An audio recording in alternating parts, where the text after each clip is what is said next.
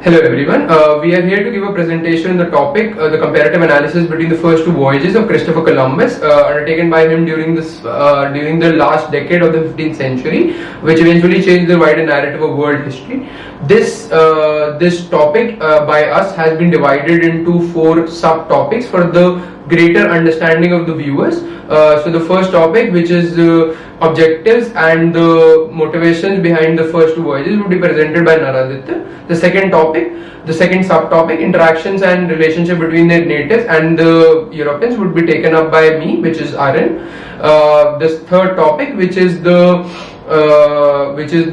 different role that religion played during the first and the second voyage, would be taken up by Umang. And the fourth topic, which is eventually the results and the outcomes of the voyages, would be taken up by Rahul. The two major sources that we used during the research for this presentation, first being a video source, which is a movie by Ridley Scott titled 1492 Conquest of Paradise.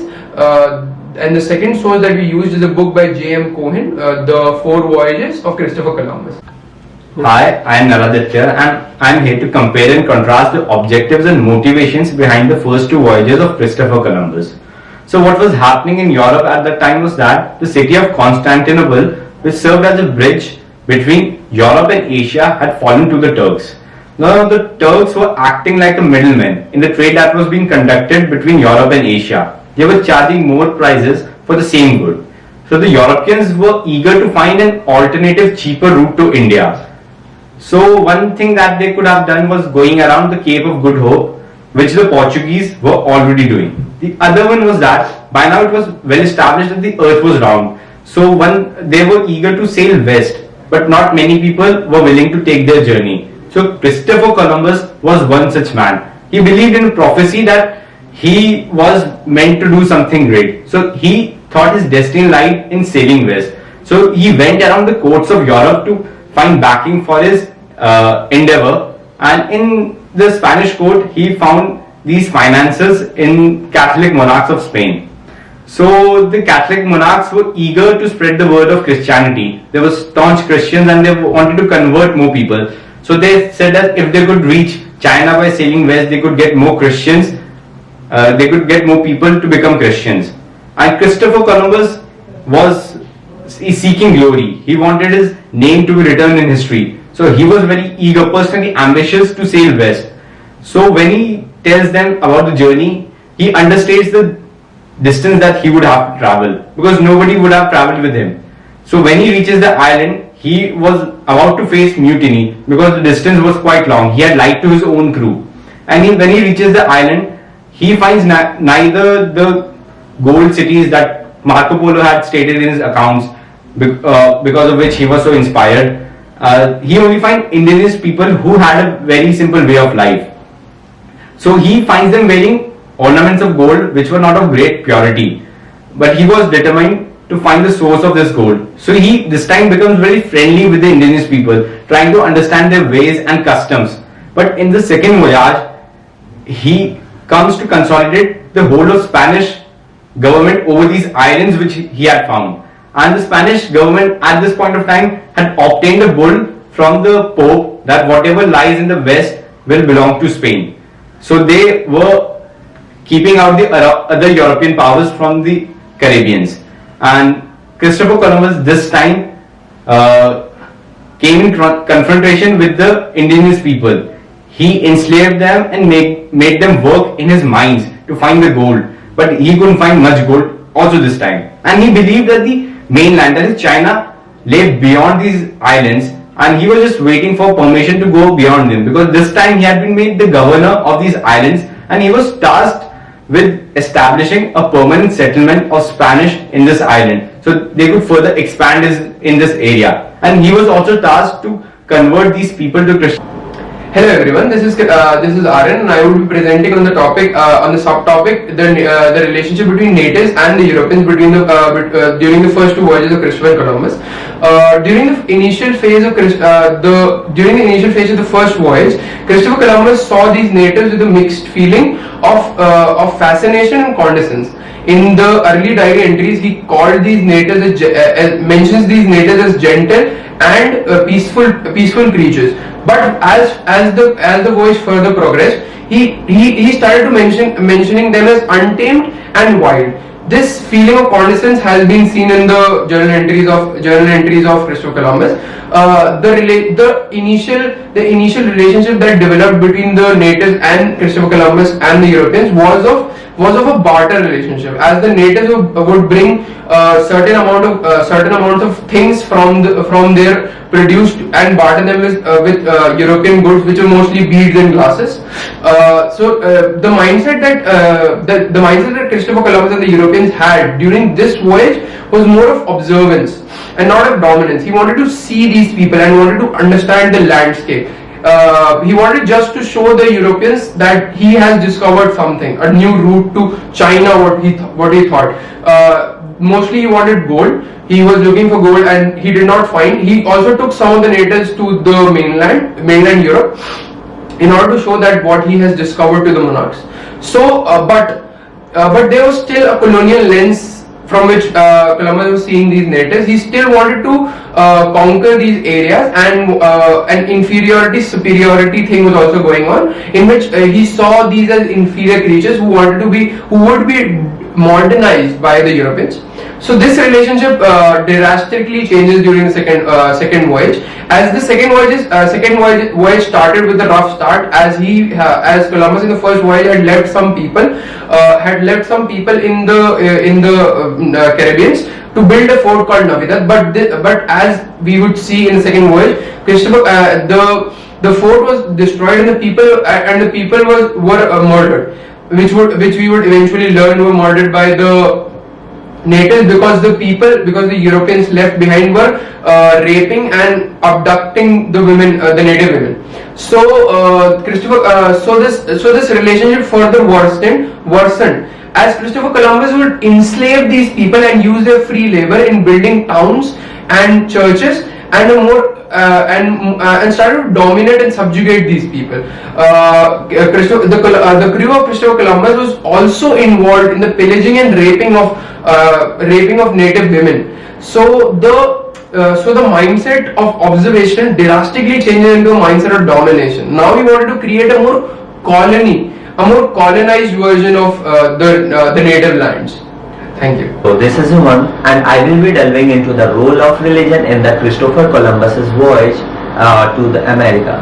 Particularly, I will be focusing on his first and the second voyage. Let's start with his religious motivation.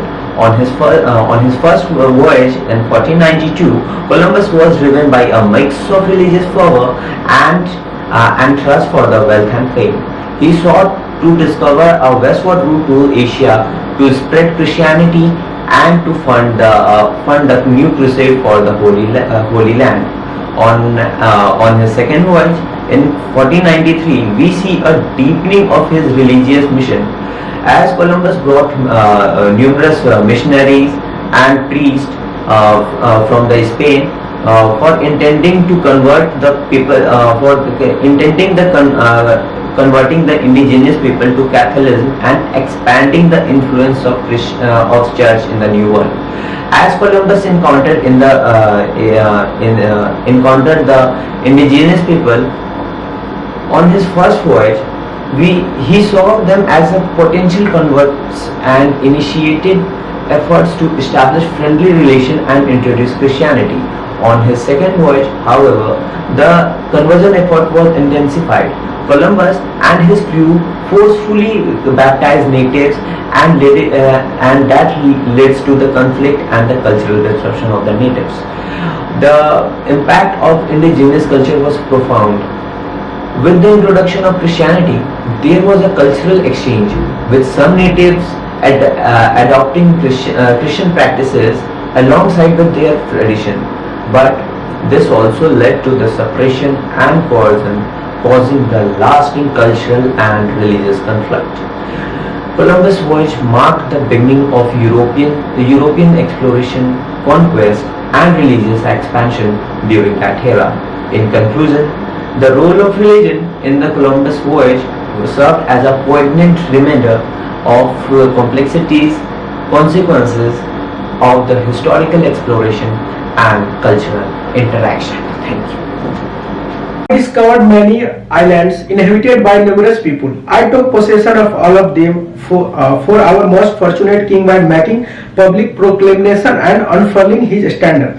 No one making any resistance. The island Kaljuna as well as the other in the neighboring is exceeding fertile. ये सब Columbus के थे अपनी महारानी को, Spain की महारानी को, जब वो पहला जल यात्रा करता है और नई दुनिया से वो परिचित होता है। तो कोलंबस की जो पहली यात्रा है उस पे और जो दूसरी यात्रा, वो दोनों का तुलनात्मक अध्ययन हम करेंगे और उस पर चर्चा करेंगे। मैं राहुल कुमार ठाकुर, इतिहास विभाग से आज इस विषय पे अपना वक्तव्य रखने जा रहा हूँ। तो जो कोलंबस की पहली यात्रा थी वो 1492 से 93 के बीच में होती है, और ये जो यात्रा उसका जो परिणाम उस पर मैं अपनी बात रखूंगा। तो इसमें सबसे पहली बात होती है कि जो लोग वहां पहुंचते हैं तो जो यूरोप के लोग हैं नई दुनिया से परिचित होते हैं, और ये जो यात्रा होती है ये कोई व्यापक स्तर पे नहीं होती और इसका कोई प्लान नहीं होता। इस यात्रा में ये बिना प्लान अनऑर्गेनाइज वे से जाते हैं और 3 शिप्स होता है उनके पास और कुछ लोग होते हैं और ये जाते हैं वहां पे, और वहां पे ये 39 लोगों को वहां छोड़ देते हैं, उनको फोर्ट बनाना होता है। और पहली जो यात्रा होती है उसका परिणाम बताए तो इनको लगता है कोलंबस को कि हम ये लोगों को क्रिश्चियनिटी में परिवर्तन कर सकते हैं, उनका धर्मांतरण कर सकते हैं। उसके बाद पहली जो यात्रा है उसकी बात करें मुख्य रूप से तो वहां कोई वो मवेशी या कोई घोड़े लेके नहीं जाते, लेकिन दूसरी में हम देखते हैं कि उसको वो लेके जाते हैं। तो पहले जो सबसे मुख्य रूप से जो बात थी पहली जल यात्रा की कोलंबस की, उसमें कोई हिंसा नहीं होती, और इसी के बाद जो पहली यात्रा वो प्रेरित करती है इन लोगों को कि दूसरी यात्रा भी उस नई दुनिया में लेके जाए जिसको उन्होंने भी खोजा है। तो इसी के बाद वो उससे प्रेरित होकर दूसरी यात्रा करते हैं। पहली यात्रा में ये प्रेरणा का एक स्रोत ये भी था उनके लिए कि उनको सोने चांदी चाहिए थी, बुलियन चाहिए थी। तो इसके बाद जब वो वहां से आते रिटर्न पहली यात्रा से, तो स्पेन के किंग और क्वीन को एक लेटर लिखते हैं और लेटर में कहते हैं कि ही believe that these islands could be easily conquered by Spain and the natives could be converted to Christianity and become allies of the Spain monarchy। ये सब कोलंबस के थे अपनी महारानी को।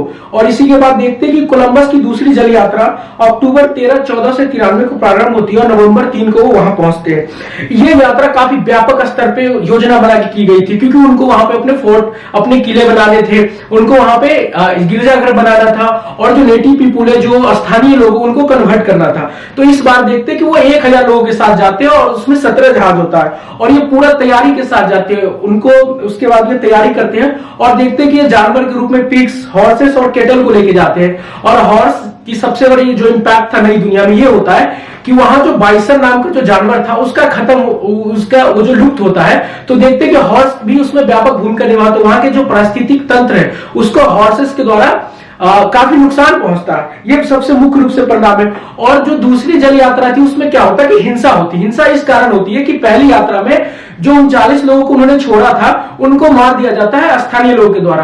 तो इसका बदला लेने के लिए वहां उनको हिंसा करनी पड़ती है। उसके बाद हम देखते हैं नेटिव पीपुल से यहाँ पे कर इकट्ठा किया जाता है, जबरदस्ती उनसे कर लेने का प्रयास किया जाता है। उसके बाद उनको अपनी भाषा सिखाई जाती है। उनको क्या लगता है कि जो स्थानीय लोग है, जो इंडिजिनस पीपुल है, वो सिविलाइज है, वो सभ्य, उसको सभ्य बनाने का प्रयास किया जाता है। और इसी के बाद हम देखते हैं कि दूसरी जो यात्रा होती है तो जो नई दुनिया इन्होंने खोजी, इनके अनुसार यूरोप के लोगों ने, स्पेन ने, वो औपनिवेशीकरण की प्रक्रिया को प्रारंभ करते हैं। और उसके बाद देखते हैं कि जो स्पेन है वो नई दुनिया से बुलियन, सोना चांदी इकट्ठा करने का प्रयास करता है। धन्यवाद।